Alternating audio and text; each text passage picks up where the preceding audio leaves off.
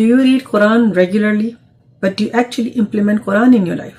Prophet Muhammad ﷺ clearly told us during his khutbatul wida that I am leaving you with two things. One is the Quran and the second is my sunnah. Until you're acting upon it, you will be in peace. You will be protected. He didn't say keep reading. You will keep reading it and you will be protected. Reciting it, you will be okay. Put it on your shop shelf, you will be okay. He said work on it. He said to adopt it.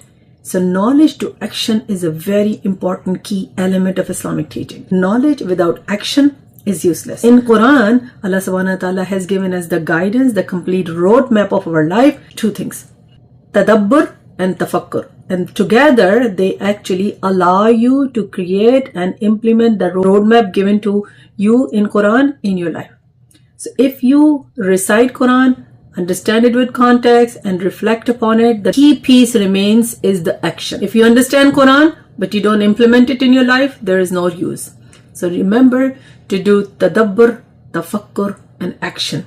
These three key important things that every Muslim should adopt in every form and shape of your life.